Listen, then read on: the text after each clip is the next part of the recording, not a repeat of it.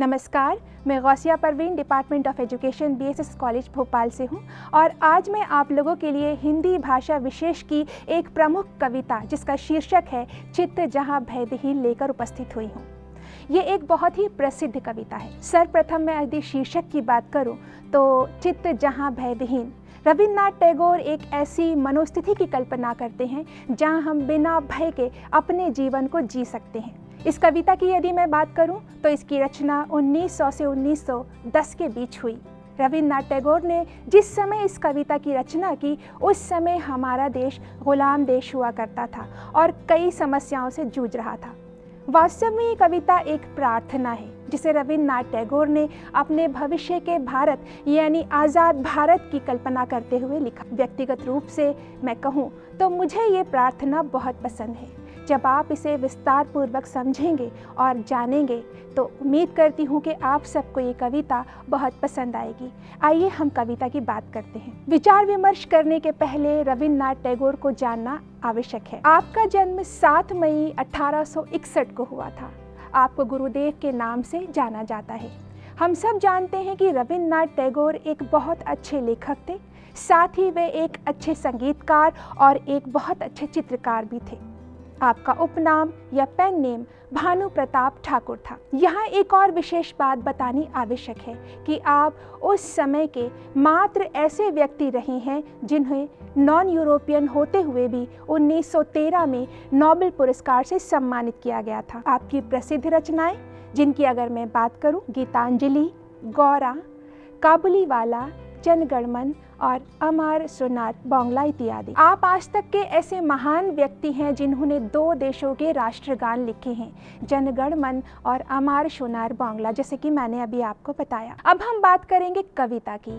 चित्त जहां भय विहीन, शीर्ष जहां उच्च रे, ज्ञान जहां मुक्त रे, सत्य का गंभीर जहां वाणी के उत्स रे, भेद ओ प्रभेदमयी, कुंचित दीवार बीच, घिर घिर कर जगत जहां नहीं खंड खंड रे, चित्त जहां भय विहीन, अनवरत परिश्रम, निज अति प्रचंड बाहुदंड, सर्वदा उठा रहा कि पा सके अखंड रे, मरे रुड़ी बंधन के सूखे मरु प्रांतर में, खो नहीं गई जहां प्रवाहिनी विवेक की, प्रेरित करता है तू मन को उस ओर जहां निर्मल विचार का कि शाश्वत विस्तार है, अविरलित प्रवाहित निर्बाध कर्मधार है, प्रभु है पिता है उस विगत बंध स्वर्ग में, उद्यत कर जागृत कर मेरे इस देश को, उद्यत कर जागृत कर मेरे इस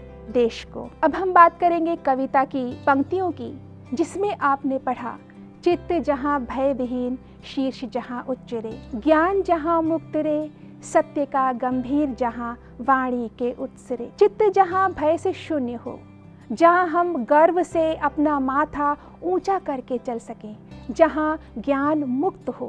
कवि ऐसे भारत की कल्पना करता है जहां हम बिना किसी डर के और भय के जीवन को यापन कर, हम अपने विचारों को स्वतंत्र रूप से सबके सामने रख सकें और प्रतिष्ठा और सम्मान के साथ अपना सर उठा के जी सकें। कवि एक ऐसे आज़ाद देश की कल्पना करता है जहां पर सभी को समान शिक्षा का अधिकार हो, चाहे वह किसी भी जाति, धर्म और वर्ग से संबंधित हो, जहां सच का बोलबाला हो, आपस में भेद और मतभेद न हो। कविता की आगे की पंक्तियां यदि हम देखते हैं, भेद और प्रभेदमयी, कुंचित दीवार बीच, घिर घिर कर जगत जहां नहीं खंड खंड रे, अनवरत परिश्रम, निज अति प्रचंड बाहुदंड, सर्वदा उठा रहा कि पा सके अखंड रे। जहां दिन रात विशाल वसुधा को खंडों में विभाजित कर छोटे और छोटे आंगन ना बनाए जाएं, यानी मनुष्य अपने आप को छोटे छोटे खंडों में ना बांटे,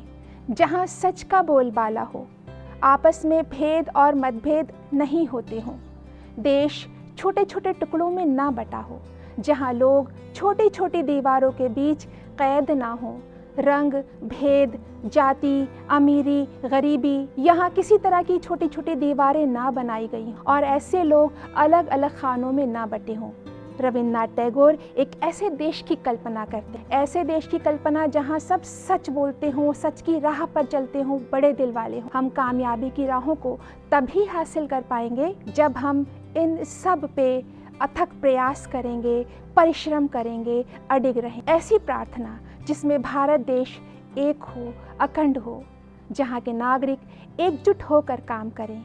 इस प्रार्थना में कुछ ऐसे सपने को सजोया गया है। कविता में यदि हम आगे देखें, मरे रुड़ी बंधन के सूखे मरु प्रांतर में खो नहीं गई जहाँ प्रवाहिनी विवेक की, प्रेरित करता है तू मन को उस ओर जहाँ निर्मल विचार का कि शाश्वत विस्तार है, अविरलित प्रवाहित निर्बाध कर्मधार है। आइए देखते हैं कवि ने इन पंक्तियों में हमें क्या कहा है। जहाँ हर वाक्य हृदय की गहराई से निकलता हो, जहाँ हर बात सच्चाई के साथ मनुष्य कहता हो, जहाँ हर दिशा में कर्म के अजस्र नदी के स्रोत फूटते हों और निरंतर अबाधित बहते हों, जहाँ विचारों की सरिता तुच्छ आचारों की मरुभूमि में खो नहीं जाती हो, जहाँ पुरुषार्थ 100 टुकड़ों में ना बटा हुआ हो, जहाँ पर सभी कर्म भावनाएं आनंदभूतियाँ तुम्हारे अनुगत हो। यहाँ पर कवि ने हमें एक ऐसे दृश्य की कल्पना करते हुए दिखाया है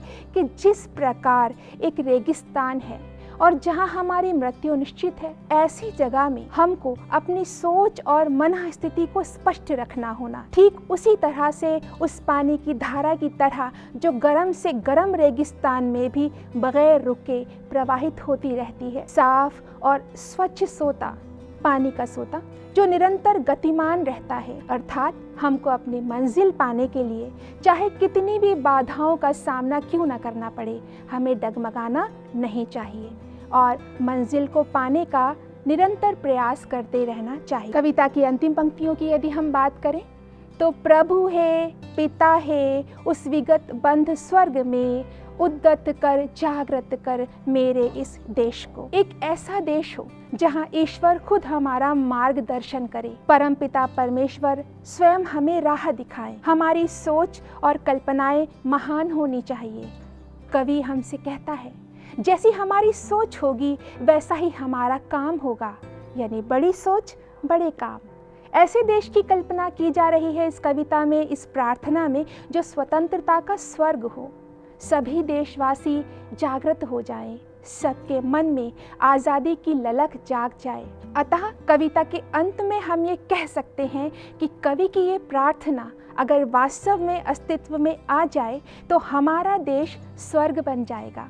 और ये उम्मीद हमारे युवा वर्ग से की जा रही है कि वह आपसी भेदभाव से परे, आपसी भेदभाव से दूर अपने देश को अखंड बनाएं, एकता स्थापित करें, जिससे विश्व पटल पर हमारा देश आगे अग्रसर हो और भारत की अखंडता में एकता विश्व के नक्शे पर दर्ज की जाए। तो इस कविता के माध्यम से मैं ये समझती हूँ कि आपको एक संदेश भी मिला होगा और रविन्द्रनाथ टैगोर द्वारा जो प्रार्थना ईश्वर से की गई थी उसका भी ज्ञान आपको हुआ होगा। अगले किसी अंक में दोबारा मिलते हैं, तब तक के लिए नमस्कार।